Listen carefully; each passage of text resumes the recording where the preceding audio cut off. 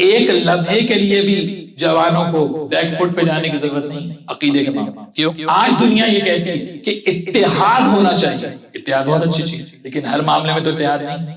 والی مدینہ نے کیا کہا تھا کہ سب نے یزید کی بیعت کر لی ہے, آپ اگر اٹھیں گے تو امت میں اختلاف ہوگا. تو کیا حسین اتحاد کرنے کے لیے بیعت کر لی؟ بھائی ہر جگہ اتحاد کا فارمولا فٹ نہیں ہوتا. اتحاد کا فارمولا کیا دیا قرآن؟ آج سب کو یہ خواہش ہے نا کہ بھئی اتحاد پہلو مسلم ہونے چاہیے, چلیے ہم بھی یہ کہتے ہیں چلیے ایسے ہی, لیکن فارمولا قرآن سے لیں گے, آپ سے نہیں. فارمولا اتحاد کا قرآن سے لیں. قرآن کیا فارمولا دے رہا ہے؟ تعالوا الی کلمۃ سوا, جو کہ کامن ٹرمز ہیں آپ کے اور ہمارے درمیان. یہ کس سے بات ہو رہی ہے؟ اہل کتاب سے بات ہو رہی ہے. رسول کو حکم ہو رہا ہے اہل کتاب کے لیے کہ اگر یہ اتحاد چاہتے ہیں, ان سے اتحاد کرنا ہے تو ان سے کہو جو کامن ٹرمز ہیں ہمارے اور آپ کے درمیان, ان کامن ٹرمز کے اوپر آ کر جمع ہو جائیں تو اتحاد ہو سکتا ہے. تو اتحاد کا کیا فارمولا دیا قرآن کہ جو کامن ہے دونوں کے اندر اس کے اوپر آ کے دونوں جمع ہو جائیں. یہ ہے اتحاد کا فارمولا جو قرآن نے دیا ہے. اب آپ میں اور دوسروں میں کامن ٹرم کیا ہے؟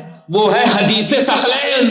حدیث ثقلین کامن ہے یا نہیں؟ شیعہ مکتب فکر میں بھی تواتر سے آئی ہے, جیسے کہ آپ کہتے ہیں unbroken chain of narrators, اور اہل سنت کی بھی تواتر سے آئی. تو اس کا معنی ہے کہ ہم میں اور دوسرے فرقوں میں جو کامن ٹرم ہے وہ کیا ہے؟ حدیث ثقلین. کہ نبی نے کہا میں قرآن اور اہل بیت چھوڑ کے جا رہا ہوں.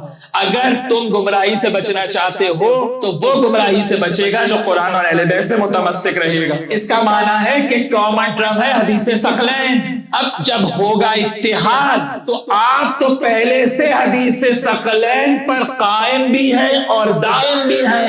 اس کا معنی ہے آپ کو اپنی جگہ سے نہیں ہلنا. جی, اتحاد کی صورت میں آپ کو اپنی جگہ نہیں چھوڑنا, آپ کو بیک فٹ پہ نہیں جانا ہے, بلکہ جو اتحاد چاہتا ہے وہ حدیث ثقلین پر ہمارے ساتھ آئے. اس کا معنی ہے اتحاد عقائد تشیع کو چھوڑنے کا نام نہیں ہے. اتحاد شیعت کے عقائد پر کمپرومائز کرنے کا نام نہیں ہے.